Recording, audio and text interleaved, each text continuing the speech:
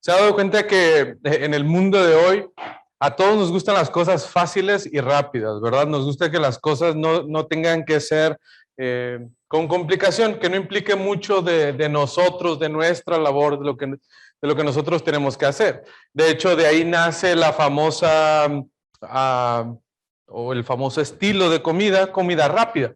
Para toda aquella gente que no nos gusta tanto cocinar, pero que sí nos gusta comer, entonces esa es la mejor opción, ¿verdad? Vamos y pum, rápido tenemos ahí la comida y luego se inventan estos restaurantes, se les ocurre la gran idea que no te tienes ni que bajar del auto, sino que ahora puedes pasar ahí desde tu mismo carro, te abren una ventanita y tú pides las cosas y pum, rápido tienes ahí tu comida y ya, puedes ir comiendo así rapidito, ¿verdad? No batallas absolutamente nada. Luego se inventan más cosas que lo hacen todavía más fácil.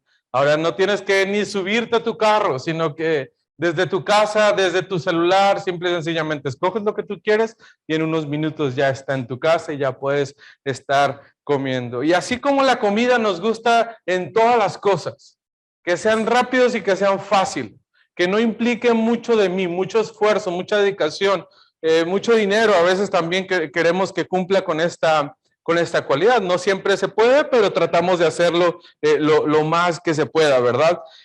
Y la iglesia no es la excepción. En la iglesia también buscamos que las cosas sean fáciles. No le denominamos iglesia rápida o iglesia fácil, ¿verdad? Pero sí buscamos que las cosas sean fáciles. Por ejemplo, a algunos de nosotros nos gusta venir solamente a la iglesia y estar sentaditos y que nos atiendan. Venir y que no implique algo de esfuerzo de mí. Por lo tanto, yo no busco involucrarme con otros hermanos, porque involucrarse con personas siempre es problemas, ¿verdad? Entonces, no, qué flojera, andar batallando ahí con problemas de otros. Servicio, no, involucrarme en el servicio, eso implicaría tiempo de mí, a veces recursos también implicaría de mí. Entonces, por lo tanto, no lo quiero. Y así vivimos la vida de la iglesia, en algo que queremos que sea fácil, pero que también que supla esos deseos que nosotros tenemos. ¿Y cuáles serían? ¿Qué supliría la iglesia para nosotros?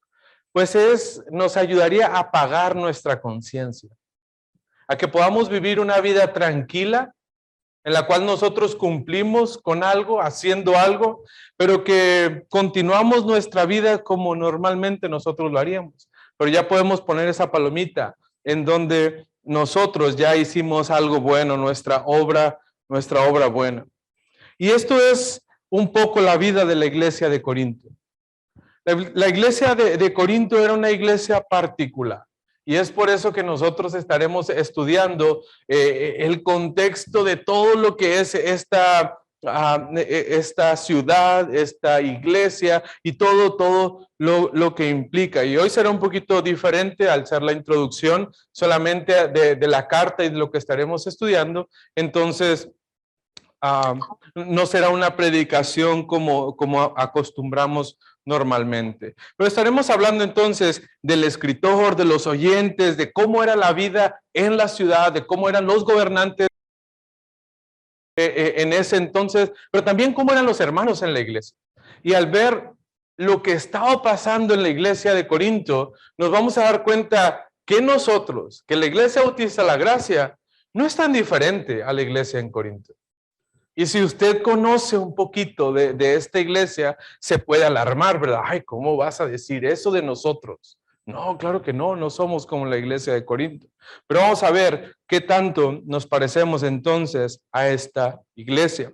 ¿Dónde se encontraba esta ciudad? ¿Por qué es importante? ¿Por qué tendríamos que estudiarla? Bueno, al entender un poquito el contexto histórico de esta ciudad, es que era una ciudad antigua.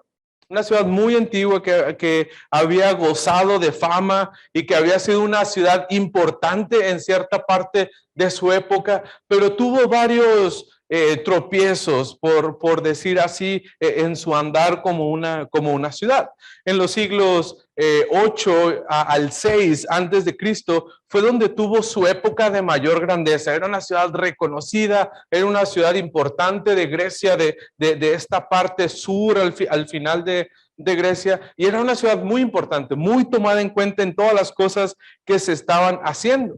Pero en el año 340 antes de Cristo fue capturada por los macedonios, y los macedonios llegaron a menguar esta ciudad. Extrajeron lo que a ellos les importaba, y más o menos la ciudad, al ser controlada por otra nación, por otro imperio, pues fue menguando su importancia. Y de ahí en el año 190, todavía antes de Cristo, llega el imperio que probablemente nosotros estamos más familiarizados, y son los romanos, ¿verdad? Y llegan y otra vez pues obviamente conquistan esta ciudad. Y recordemos que antes, en la antigüedad, era muy importante obtener las ciudades que estaban en el mar, porque era la forma en la cual se conectaban, en especial si tenías un puerto importante, pues eras una ciudad como que meta, como que si alguien quería conquistar, seguramente iban por ti.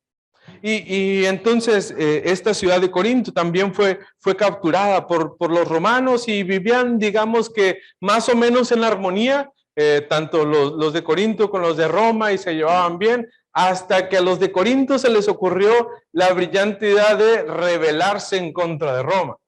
Y usted sabe cómo eran los romanos, no se andaban con medias aguas, ¿verdad? Ellos iban a todas o no iban a nada.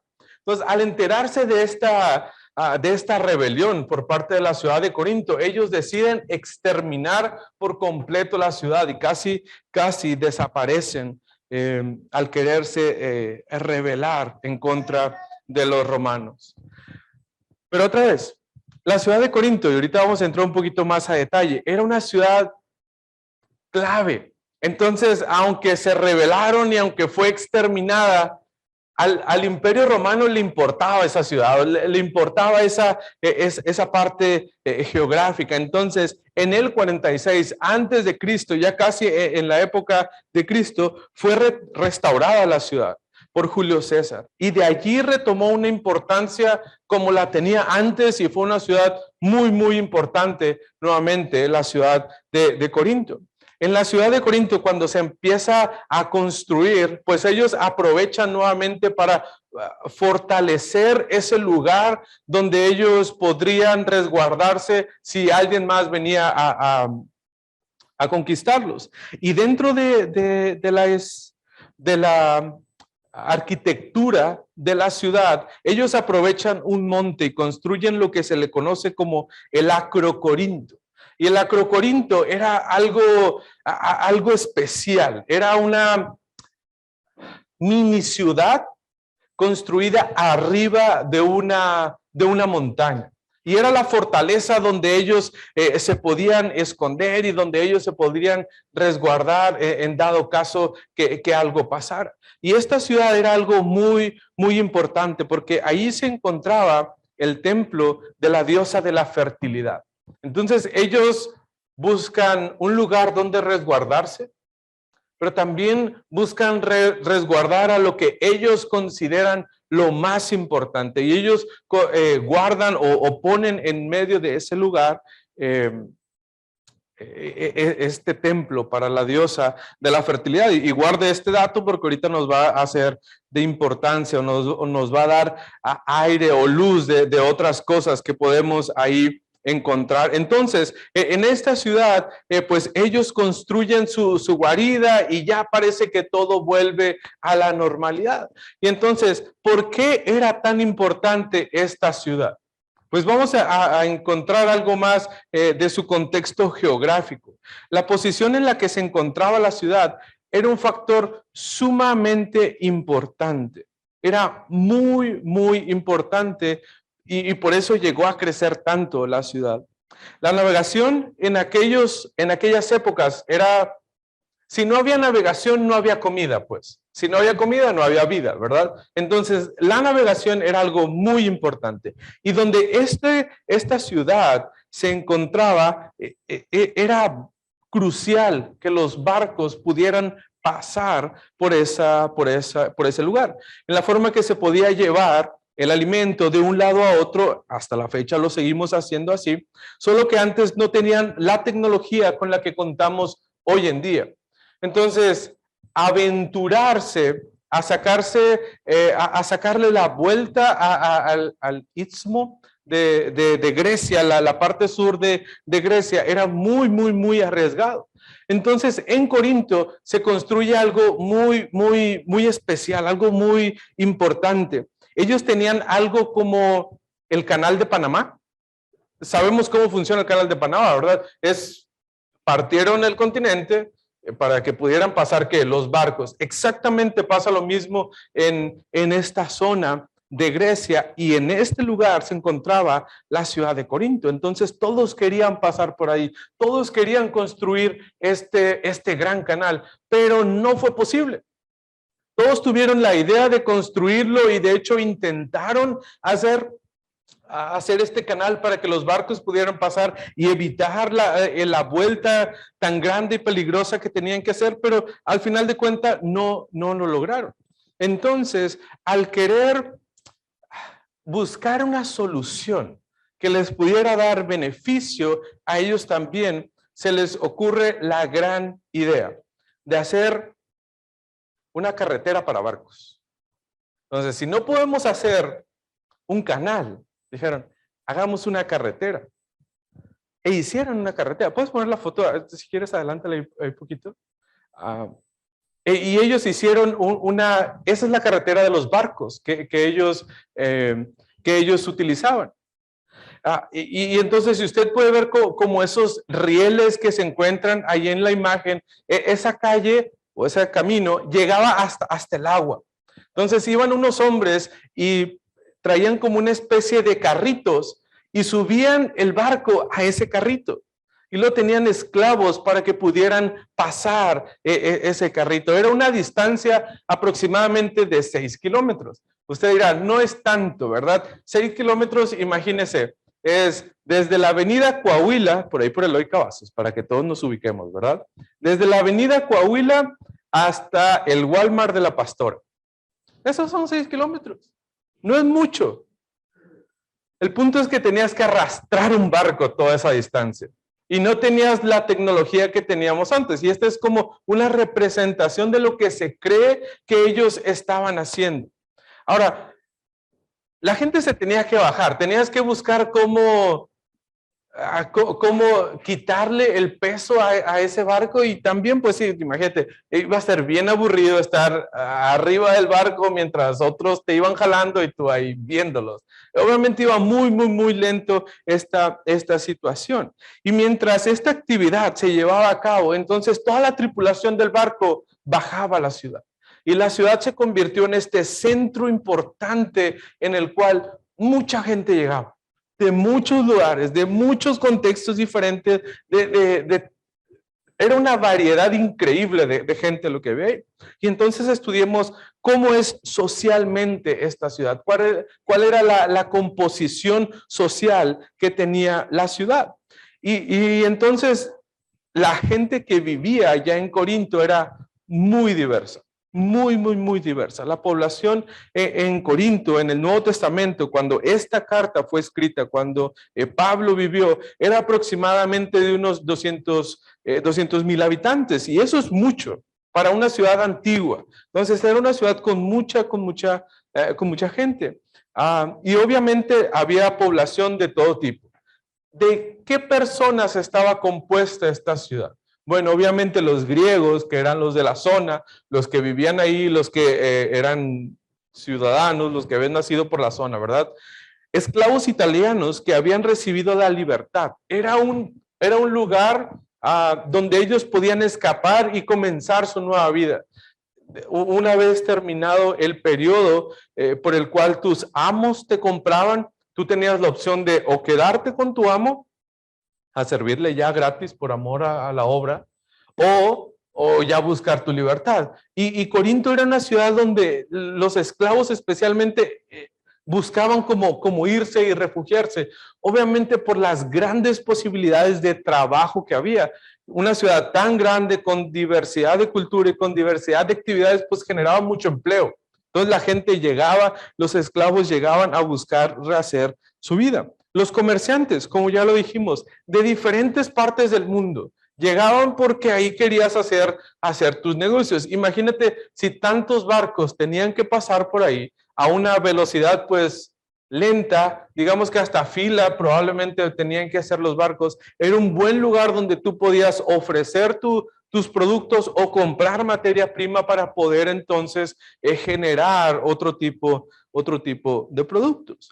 Y otra de las grupos de personas que se encontraban aquí eran retirados romanos, especialmente del ejército. El ejército romano pagaba muy bien, en especial a la gente que tenía un cargo importante. Entonces, usted conoce cómo es la vida de los retirados, que les va bien, ¿verdad? No están ahí en su casa, ahí todos escondidos, no, sino que buscan un lugar donde ellos puedan pues pasársela bien, donde puedan disfrutar de tanto que han trabajado, es lo que ellos dicen. Entonces, te vas a una ciudad o a un lugar donde puedas obtener muchísimas cosas y puedas encontrar tanto diversión, donde puedas invertir tu dinero y seguir creciendo tu riqueza. Y pues este era un buen lugar, tanto para hacer negocio como para encontrar otro tipo de diversión que probablemente esta gente estaba buscando. Y esa era la sociedad, esas eran las personas que se encontraban ahí, pero no solamente eran las personas, sino que era una ciudad comercial, era una ciudad en un puerto, era una ciudad con cultura también, pero una ciudad que se reconocía por los deportes que se llevaban a cabo en esta ciudad. En esta ciudad se llevaban el segundo evento más importante de la época. El primero, ¿cuál era? El que sigue siendo hasta ahorita, las Olimpiadas, ¿verdad? Las Olimpiadas se llevaban ahí mismo en la zona, pero estos juegos, los que tenían ahí en Corinto, no eran tan conocidos como ellos, pero digamos que era como la preparación para poder llegar a las Olimpiadas. Entonces todos querían estar en este lugar y obviamente muchísima gente llegaba a la ciudad para poder llevar a cabo estos juegos. Los juegos del Istmo se les conocía, eran llevados ahí en Corinto. Y en conclusión podríamos decir, entonces, entendiendo la historia, entendiendo la sociedad, entendiendo la cultura, que la ciudad de Corinto era una ciudad depravada. Ahí podías encontrar de todo. Y cuando digo de todo, es que era una ciudad de todo. En la ciudad del pecado. Ahí podrías encontrar alcohol, sexo, diversión, deportes, comida, diversión, entretenimiento, de todo podrías encontrar en esa ciudad. Y parece que era tan popular como esta ciudad de llegar y disfrutar el desenfreno que ellos empezaron a utilizar, vamos a corintizar. O sea, vamos no solamente a la ciudad de Corinto, sino que cuando empiezan a utilizar este término de corintizar, significaba que ibas a hacer cosas depravadas y de desenfreno total. Entonces era tan conocida la ciudad por hacer este tipo de cosas que la gente en cualquier lugar donde se encontraba y quería portarse mal, pues decían, pues vamos a corintizar, ¿verdad? Y era la forma en la que ellos trataban de hacer las cosas malas. Y nosotros, hermano, hoy en día tenemos ciudades de este tipo. Conocemos ciudades que podemos entender o podemos relacionar con este tipo de términos o con este tipo de vida. Y te aseguro que mientras estaba describiendo algunas cosas, o al menos espero, te pudiste imaginar, probablemente todos pensamos en Las Vegas, ¿verdad? Es como, la ciudad del pecado. Pues sí, es verdad, existen Las Vegas como ciudad del pecado, pero también existe Ámsterdam, Bangkok, Río de Janeiro, Cancún. Tenemos nuestros propios corintios que hemos formado, lugares donde puedes ir a disfrutar de prostitución, de drogas, de cualquier otro vicio que tú puedes tener, ahí lo puedes encontrar y es fácil obtenerlo. Y ahí nadie te va a decir nada cuando tú vayas y disfrutes de estas cosas. No, de hecho es algo normal, es algo que ya se ha aceptado por la sociedad. Y nosotros no somos tan diferentes. Aunque no somos una ciudad que se distingue por estas cosas, pero en toda ciudad podemos encontrar este tipo de situación. La sociedad en general está viviendo de esta manera. Y así era esta ciudad llena de pecado, llena de perversión. Pero es interesante que Dios pone su vista en esta ciudad. Nadie la quería. Nadie pensaría que Dios estaría interesado en esta ciudad. Y sin embargo, el Señor le dice a Pablo, Hechos capítulo 18, versículo 9. Entonces el Señor le dijo a Pablo en visión de noche, no temas, sino habla y no calles, porque yo estoy contigo y ninguno pondrá sobre ti la mano para hacerte mal. ¿Por qué? ¿Por qué le estaba diciendo todas estas cosas el Señor a Pablo? Porque yo tengo mucho pueblo en esta ciudad. Dios, en ese lugar lleno de perversión, porque el cual tú y yo no daríamos absolutamente nada, Dios dice, yo tengo pueblo en esa ciudad. Hay gente que está ahí, que Dios la ha elegido y Dios de una forma tan bonita podemos ver cómo Él tiene lugares, Él tiene personas en ese tipo de lugares. Y así estamos usted y yo, porque Dios sigue obrando de esa manera, porque también en una ciudad llena de maldad y llena de pecado, Dios tiene misericordia ¿de quién? De usted y de mí. Hermano, usted y yo no éramos muy diferentes a los de Corinto, porque nosotros vivíamos en el pecado, disfrutábamos el pecado y nos gozábamos en estar en la perdición. Y Dios nos dice, hey, ese es mío. Y Dios nos ha llamado y nos ha sacado de ese lugar, nos ha rescatado y ahora entonces podemos ser parte de este grupo que se le conoce como la iglesia. Dios nos elige, nos separa. ¿Para qué? ¿Para qué quiere Dios la iglesia? ¿Para qué Dios formó un lugar en medio de estos lugares llenos de perversión y llenos de maldad? Para que nosotros fuéramos para su gloria, para que tú y yo pudiéramos darle gloria a Dios. Entonces, ¿quiénes son estos hermanos de Corinto? Conozcamos un poquito más acerca de ellos. Y permítame leerle unos versículos ahí en Hechos, capítulo 18, y nos describe un poquito cómo se formó esta iglesia ahí en Primera de Corinto. Después de estas cosas, Pablo salió de Atenas y fue a Corinto. Y halló a un judío llamado Aquila, natural del Ponto, recién venido de Italia, ojo, un esclavo, y Priscila su mujer, por cuanto Claudio había mandado que todos los judíos saliesen de Roma. Fue a ellos, Pablo entonces se encontró con estos dos, y como eran del mismo oficio, mira, Pablo tenía que estar trabajando, se quedó con ellos y trabajaban juntos, pues el oficio de ellos era hacer tiendas. Y discutían en la sinagoga todos los días de reposo y persuadían a judíos y a griegos. Y cuando Silas y Timoteo vinieron de Macedonia, Pablo estaba entregado por entender a la predicación de la palabra, testificando a los judíos que Jesús era el Cristo. Pero oponiéndose y blasfemando estos, les dijo, sacudíos los vestidos, vuestra sangre sea sobre vuestra propia cabeza. Yo limpio, desde ahora me iré a los gentiles. Y saliendo de allí, se fue a la casa de uno llamado Justo, temeroso de Dios, la cual estaba junto a la sinagoga. Y Crispo, el principal de la sinagoga, creyó en el Señor con toda su casa. Y muchos de los corintios oyeron y que creían y eran bautizados.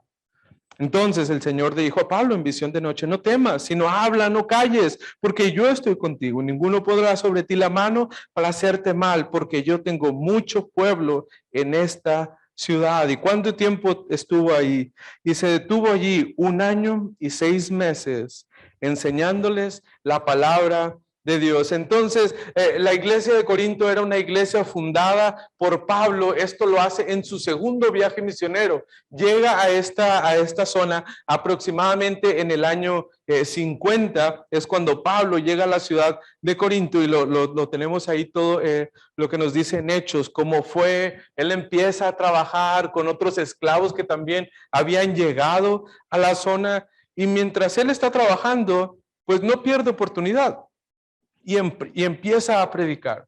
Y esta iglesia se empieza a conformar de un grupo muy especial, porque Pablo predicaba a los judíos, pero también a los gentiles. Y vemos que en esta iglesia se empieza a hacer una mezcla de personas, no solo de cultura, sino que recuerden que vimos que en la sociedad había mucho rango socioeconómico, podemos decirle. Podía llegar el retirado que tenía mucho dinero, o el comerciante que estaba haciendo negocio, o el esclavo que no tenía absolutamente nada y quería comenzar su vida. Entonces podemos encontrar también en la iglesia esta variedad de estatus económico que podría encontrarse. Y al parecer la iglesia empezaron a asistir muchos grupos diferentes. Y ahorita vamos a ver un poquito más de esto. ¿Y quién les está escribiendo? Bueno, el versículo 1, ahí en 1 Corintios, nos dice que es Pablo. Pero te diste cuenta de que está acompañado también con el hermano Sóstenes, ¿verdad? Y llega a ser alguien importante también en la vida de la iglesia. Y ahora Pablo escribe ya no en su segundo viaje, sino que ahora Pablo está escribiendo esta carta cuando se encuentra en su tercer viaje misionero. Y empiezan a surgir ciertas cosas.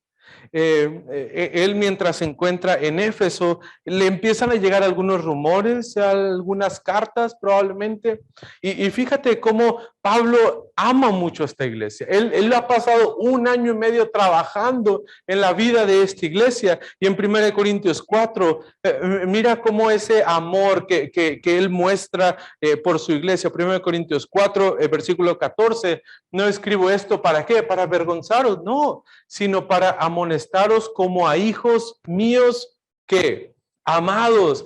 Pablo tenía un amor especial, y no era ese viejito que está desde lejos y está regañando a las personas solamente, no, sino que yo te disciplino porque te amo en amor y quiero que las cosas sean mejor.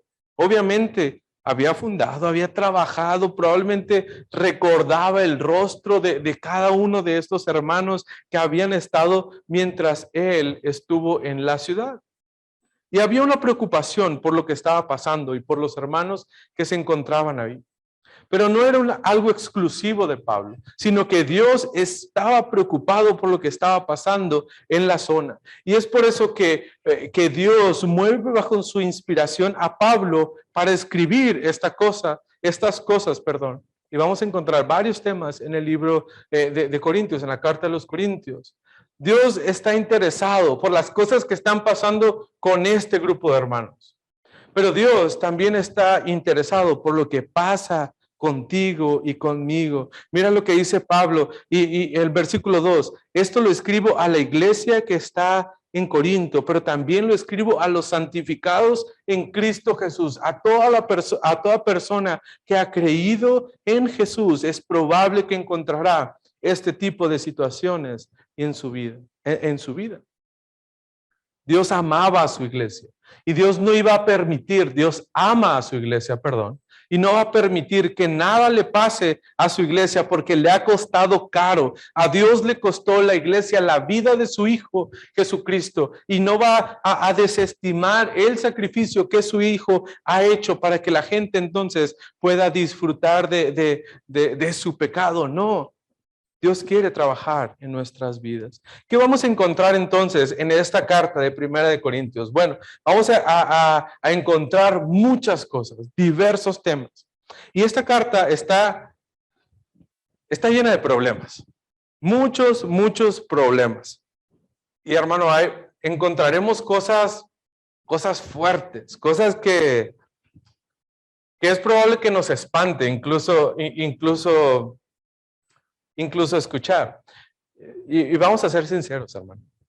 ¿Sabes por qué nos va a espantar? Porque lo vamos a hablar en la iglesia y porque los vamos a hablar desde el púlpito. No porque no los conozcas, por favor, no nos engañemos.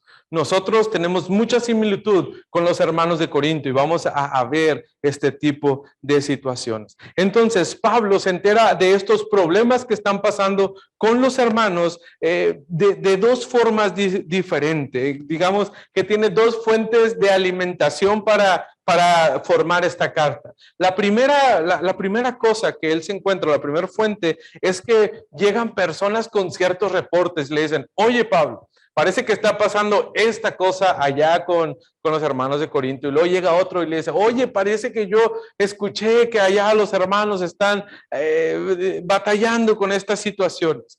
Y los dos temas que encontraremos aquí entonces que le llegan por parte de personas primeramente es la división que estaba causando en la iglesia. Se empezaron a formar grupos dentro de la iglesia. Ahora, cuando yo esté mencionando los problemas que encontramos en la iglesia de Corintio, busque a ver si de casualidad encuentra esos problemas por aquí. Entonces, se empezaron a formar grupos dentro de la iglesia, en especial por la fidelidad que le tenían a los líderes, ¿verdad? Uno decía, no, yo soy de Pablo, no, yo soy de Apolo. Apolos después llega, cuando Pablo sale de Corinto y Apolos llega a trabajar y a predicar en ese lugar. Otros decían, no, yo soy de Cefas, de Pedro. Y otros, los más espirituales, decían, no, yo solamente soy de Cristo y eso no importa.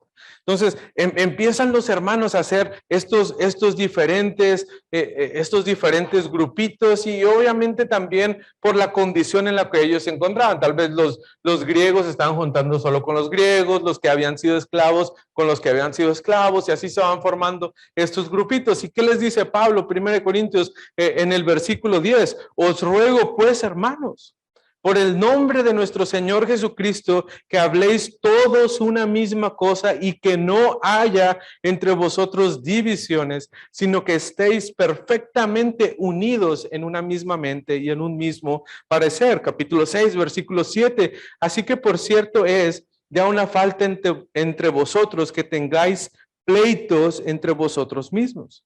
¿Por qué no sufrís más bien el agravio? ¿Por qué no sufrís más bien el ser defraudados?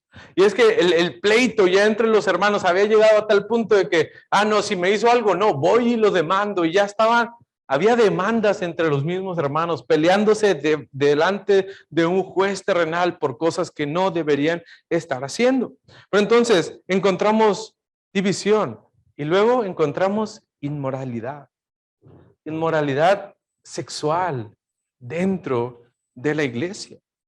Y es bien triste ver cómo había llegado a este punto que Pablo dice, estas cosas, lo que ustedes están haciendo, ni en Corinto las hacen. Y Corinto era el máximo de referencia de perversión. Y luego llega a la iglesia y supera a Corinto. Es imposible que ustedes estén viviendo este tipo de situaciones. Ahí en el capítulo 5, versículo 1, de cierto se oye que hay entre vosotros fornicación, y tal fornicación, la cual ni aún se nombra entre los gentiles, tanto que alguno tiene la mujer de su padre. Imagínate cuando estaban leyendo la carta y el hermano ahí que tenía a la esposa del papá.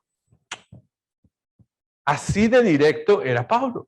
Y quería llegar ahí al pecado, a donde estaba y confrontar a los hermanos.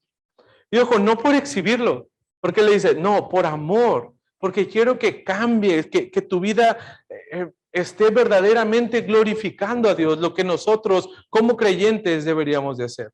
Bueno, estos son algunos de los temas, pero hay otra fuente y parece que llega una carta a Pablo en respuesta a una carta que él había mandado, que esa carta nosotros no la tenemos y parece que Pablo escribe una carta previa a los Corintios. Y entonces, ¿qué temas vamos a ver? Bueno, pues vamos a ver el matrimonio y el divorcio, que se andaban con un desastre, que si la mujer no cumple, pues entonces hay otras mujeres, decían los hombres. Y la mujer decía, pues si mi esposo no se comporta como yo quiero, como yo pienso, pues entonces hay otros. Que si ya no nos llevamos bien, pues nos divorciamos, nos dejamos y hasta ahí terminó. Pues yo estoy soltero, entonces yo puedo aprovechar, yo puedo andar con quien yo quiera. Y Pablo dice, a ver, vamos a irnos un poquito tranquilos, ¿verdad? En esta situación. Y en 1 Corintios, ahí mismo en el 7:2, nos dice, pero a causa de las fornicaciones, cada uno tenga su propia mujer y cada uno tenga su propio marido. El marido cumpla con la mujer el deber conyugal y asimismo la mujer con el marido. Y Pablo empieza a tratar temas del matrimonio muy específicos, como vámonos a las bases, cómo debemos de estar viviendo. Pero entonces, decían unos, bueno, pero si entonces ya somos cristianos, Dios nos ha dado esa libertad de que nosotros podamos gozar. Y Pablo les dice, a ver, vamos a ser conscientes de lo que implica la libertad del creyente. Capítulo 9, versículo 19, por lo cual, siendo libre de todo, me he hecho que siervo de todo para ganar a mayor número. Sí, yo tengo mi libertad, decía Pablo, pero yo no estoy usando esa libertad para hacer tropiezo para otros hermanos, no, sino que yo me abstengo de usar esa libertad. ¿Para qué? Para de esta forma ser siervo y poder ganar a otros hermanos. Versículo 23 del capítulo 10, todo me es lícito, les dice Pablo. Pero no todo me conviene, todo me es lícito, pero no todo edifica. Yo debo tener ese discernimiento entonces para poder usar la libertad que Cristo me ha dado a nosotros. Y luego termina con la adoración en la iglesia. ¿Cómo debía hacer la vestimenta en ese tiempo? Y probablemente tendremos nosotros también que hablar de la vestimenta para la iglesia. No sé, ¿usted qué piensa? La Santa Cena como parte de la adoración, lo veíamos un poquito la semana pasada. Ellos ya estaban usando la Santa Cena como una fiesta. Entonces llegaban imagínate el retirado, el banquete que se ponía ahí a la mesa, ¿verdad?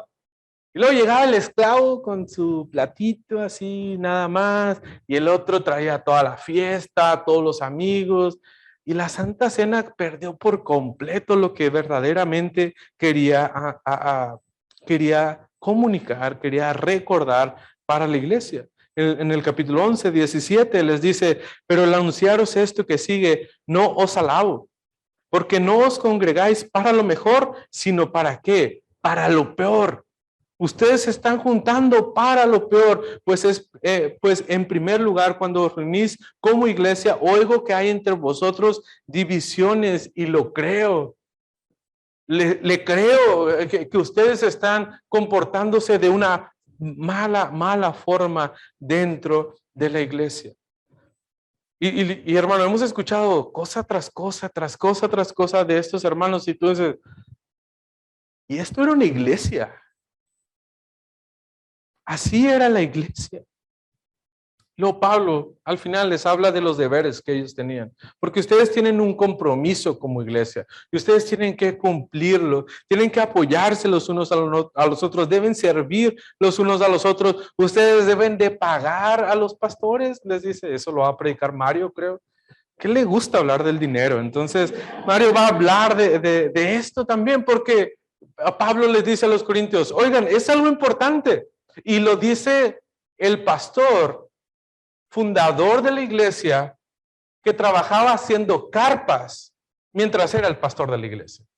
Entonces Pablo sabía de las cosas que estaban viviendo los hermanos, capítulo 12, versículo 12, porque así como el cuerpo es uno y tiene muchos miembros, pero todos los miembros del cuerpo, siendo muchos, son un solo cuerpo, así también Cristo. Porque por un solo espíritu fuimos todos bautizados en un cuerpo, sean judíos, griegos, sean esclavos, libres, y a todos se nos dio de beber un mismo espíritu. Versículo 11 del 16, en cuanto a las ofrendas para los santos, haced vosotros también de la manera que ordené en la iglesia de Galacia. Capítulo 5, versículo 58, así que hermanos míos amados, estad firmes y constantes, creciendo en la obra del Señor, siempre sabiendo que vuestro trabajo en el Señor no es en vano. Y concluye con un tema bien importante, les dice, la resurrección. Ustedes traen un desastre con la resurrección. Unos andan diciendo que no, que fue un mito, que Jesús no resucitó. Y Él les dice, es de suma importancia que ustedes estén hablando y crean una misma cosa acerca de la resurrección de Cristo. No solo para fundamentar la fe que ellos tenían, sino también para que pudieran tener una esperanza viva para el creyente. Versículo 15, capítulo 15, versículo 20, mas ahora Cristo ha resucitado de los muertos, primicias de los que durmieron es hecho, porque por cuanto la muerte entró por un hombre, también por un hombre la resurrección de los muertos, porque así como en Adán todos mueren, también en Cristo todos serán vivificados. Y estás luchando, estás batallando, pero hay esperanza para el creyente. Si ponemos nuestra fe en Cristo exclusivamente, entonces podremos vivir como es digno. Y entonces les está regañando y tú dices, esto es puro regaño, puro regaño. ¿Y qué implicación tiene para la gracia? ¿Eso qué con nosotros? Esta carta, ¿por qué eligieron la carta? ¿Nos quieren regañar acaso? ¿Es acaso que ustedes han visto este tipo de cosas dentro de nosotros? Pues esta carta, hermanos, será una bendición para nosotros, para la Iglesia Bautista La Gracia, porque es palabra de Dios y Dios nos la ha dejado en su escritura para que nosotros podamos aprender las verdades que Él ha dejado. Y entonces 1 Corintios servirá para usted y para mí como un espejo. Es este espejo en el cual la iglesia va a pararse frente a ese espejo y ver las cosas malas que hay en ella y cambiarlo. Porque cuando tú vas al espejo y te ves todo despeinado, no dices, estoy bien. No, fuiste al espejo con esa razón para ver qué cosas había mal en ti y qué cosas entonces podías cambiar. Y así nosotros también tendremos que hacer exactamente lo mismo, porque el versículo 2 nos dice, sí, Cristo nos ha santificado en Cristo Jesús, nos ha separado, nos ha llamado de ese lugar, de esa ciudad llena de perdición en la cual nos encontrábamos y nos rescata. Pero nos rescata ¿para qué? Para que vivamos en libertad, para que gocemos de la libertad. No, nos dice, somos llamados a ser ¿qué? Santos. Tenemos ese llamado entonces.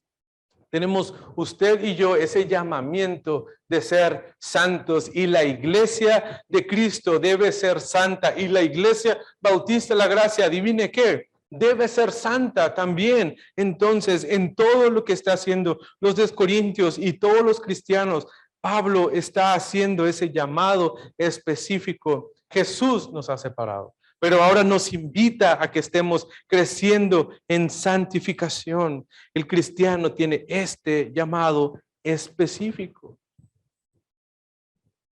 Y es una advertencia y es un reto para nosotros. Porque podríamos preguntar, hermano, ¿cómo está su santificación? Porque probablemente nos encontramos seguros siendo llamados por Cristo. Dios ya me llamó, yo ya estoy bien. Ahora te pregunto, ¿y la santificación? ¿Cómo estás en esta responsabilidad que Cristo nos ha dejado? El problema que tú y yo probablemente estamos en un punto de nuestras vidas que podemos estancarnos espiritualmente. Y podemos decir, este es mi estándar. Hasta aquí llegué yo. El punto es que cuando llegamos a esta comodidad o frustración, puede ser a veces, estoy luchando con lo mismo, no puedo, entonces probablemente yo debo llegar hasta aquí.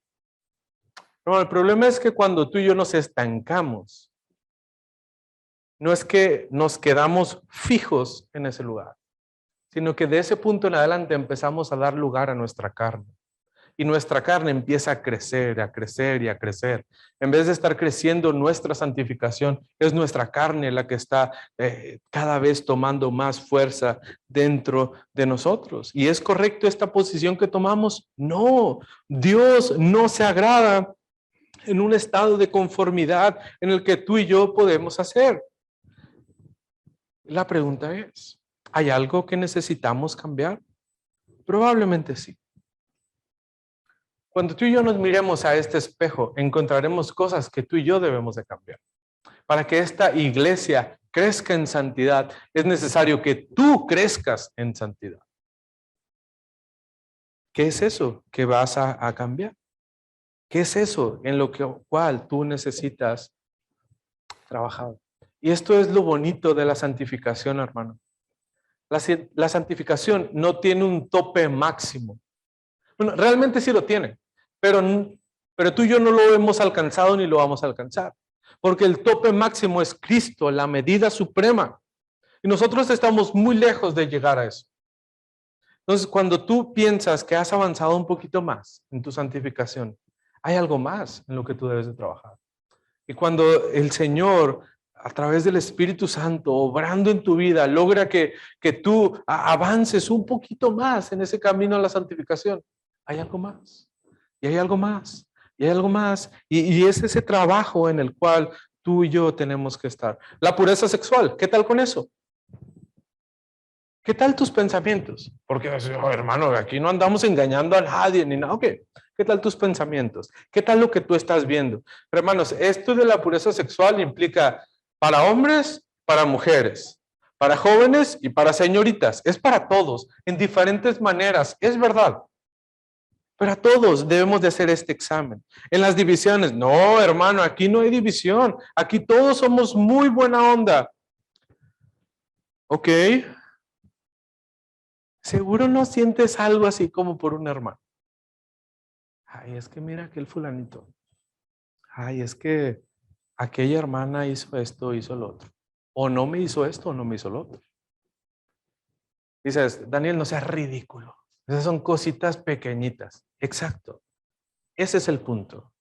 Que este tipo de divisiones no empezaron como con un golpe de estado de la noche a la mañana, sino que empiezan con cosas pequeñitas y nos vamos separando. Y luego escuchas que Mario se está quejando también de eso. Ah, déjame junto con Mario. Y ya somos 2 contra 1, ¿verdad? Y luego empezamos a soltar nuestro veneno con Andrés y convencemos a Andrés. Y ya piensan 3 personas lo mismo de un hermano. Y luego que el hermano se entera de esa situación y empieza a juntar también a sus hermanos que opinan algo en contra del otro. Y ves cómo cosas tan sencillas y tan insignificantes pueden llegar a causar una división y pueden causar muchísimo daño en la iglesia. Problemas en el matrimonio. Y aquí los solteros dicen, ah, yo no tengo problemas en el matrimonio. Pues qué bueno. Pero en algún momento, probablemente el Señor te provea de un esposo o una esposa. Y vas a necesitar estar preparado para ese momento. O tal vez tendrás que trabajar con matrimonios cerca de tu vida. O en algún momento estarás casado, entonces estarás listo. ¿Por qué queremos ser el matrimonio perfecto? No, no queremos ser un matrimonio perfecto.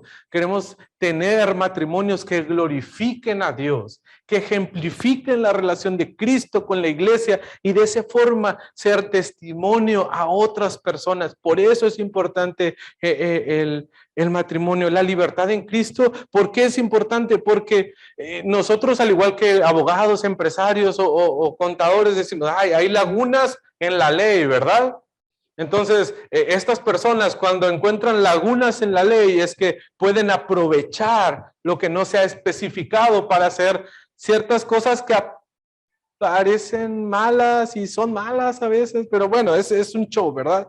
Y a veces el cristiano dice, ok, tú me estás hablando de fornicación, como dice la Biblia, pero no dice nada de ver ahí cosas en redes sociales. La Biblia no dice redes sociales, entonces no entra dentro de esta pureza o si tengo esta libertad para aprovechar y ver lo que yo quiera. No, hermano, es que la Biblia nos da principios que podemos aplicar en todas las áreas y en todo tiempo de nuestra vida y debemos de no buscar engañarnos y de aprovechar esta libertad que nosotros pensamos que podemos disfrutar y vivir. La Biblia es muy clara en cuanto a principios. ¿Qué puedes hacer y qué no puedes hacer? Y aún en lo que puede hacer, te dice, bueno, y ten cuidado, porque si para otro hermano esto no es bueno, no lo hagas.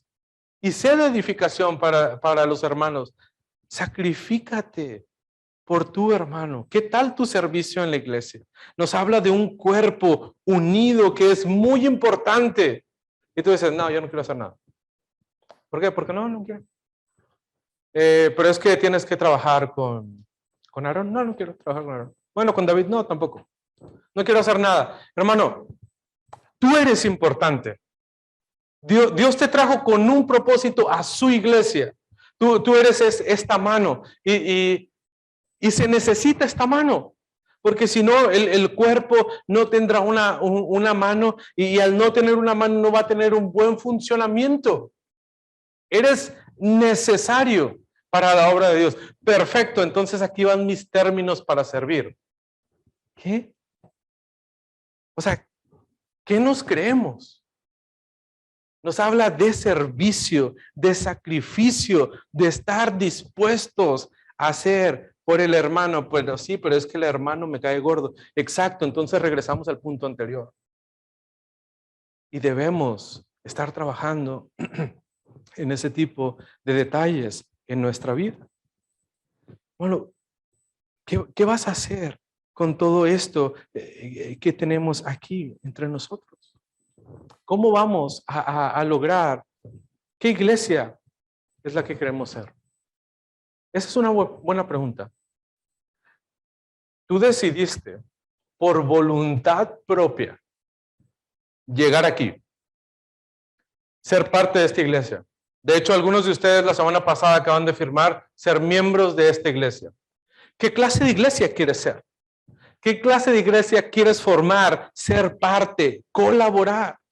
Hermano, permíteme responder esta iglesia con el tema que estaremos trabajando en este libro. ¿Qué iglesia queremos ser? Pues queremos ser una iglesia que vive el evangelio. Y una iglesia que vive el evangelio es una iglesia que glorifica a Dios. Es una iglesia que se santifica y que muestra amor a los hermanos. Eso es una iglesia. Y esa debería de ser lo que usted y yo anhelamos para este cuerpo de Cristo. Debemos anhelar ser una iglesia que le glorifica aquí y afuera y en cualquier lugar donde tú estás. Deberíamos gozar y disfrutar y procurar ser una iglesia que se está santificando continuamente, día tras día, luchando por su santificación. Eso es lo que tú y yo debemos de ser. Y mientras hacemos eso, mientras glorificamos a Dios, mientras santificamos nuestras vidas, debemos demostrar el amor que Cristo nos mostró para con nuestros hermanos. Ese es nuestro deseo y eso es lo que nosotros como iglesia queremos ser. Y hermano, deseamos que tú te sumes a esta visión de este libro y de esta iglesia. Que podamos ser una iglesia que verdaderamente vive el evangelio y que está trabajando en glorificar a Dios, en santificarse, en amar a su hermano. Busca y procura hacerlo tú también. Esfuérzate por hacerlo. Y ahí llega nuestra incredulidad inmediatamente. Dices, no puedo. Es que verdaderamente me he esforzado y no puedo. O sea, no he podido lograr eso que me estás pidiendo. Y es verdad. Tú y yo no vamos a poder. En nuestras fuerzas es imposible que tú y yo logremos cumplir con el propósito de Dios para su iglesia. Es imposible que tú y yo podemos lograr el propósito que pensamos que Dios tiene para esta iglesia. Y hermano, es que no es en tus fuerzas, no es por lo que tú puedas hacer, no es en tus capacidades, no, es en el evangelio. Hermano, el evangelio nos ayuda a encontrar la verdadera unidad como cristiano. El evangelio nos instruye a cómo ser sexualmente puros. El evangelio nos enseña a relacionarnos pacífica y cordialmente con otros cristianos. El evangelio nos instruye a cómo pensar, vivir correctamente de la soltería. El evangelio nos instruye a pensar y a vivir correctamente de la viudez. El evangelio nos instruye a cómo pensar y vivir correctamente del matrimonio. El evangelio nos ayuda a vivir en una cultura engañada por el pecado.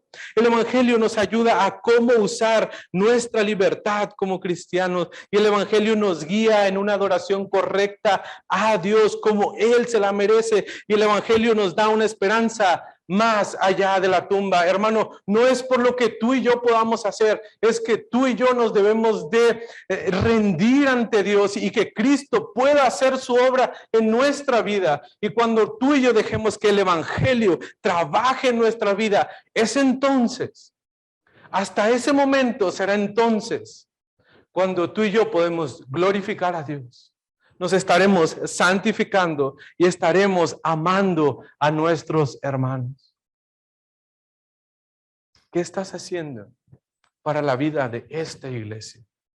¿Qué estás haciendo por tu santificación? ¿Estás tratando de hacerlo en tus fuerzas? ¿O estás tratando de verdaderamente dejar que el evangelio controle tu vida? Hermano, quiero que concluyamos con esta pregunta. ¿Qué clase de iglesia queremos ser? ¿Qué clase de iglesia queremos ser? ¿Qué clase de cristiano quieres ser? Uno que verdaderamente vive el evangelio en todas las áreas de su vida, o uno que trata de ser un llanero solitario y tratar de que todo fluya por sus propias fuerzas. Que Dios nos ayude a vivir vidas que le glorifiquen sola y exclusivamente a Él. Vamos a orar. Padre, gracias por lo bueno que eres con nosotros. Porque nos sacaste de una ciudad en perdición, Dios, y nos pusiste a ser parte de este cuerpo precioso que es tuyo, comprado con la sangre de Cristo. Y Padre, pedimos por la Iglesia Bautista La Gracia.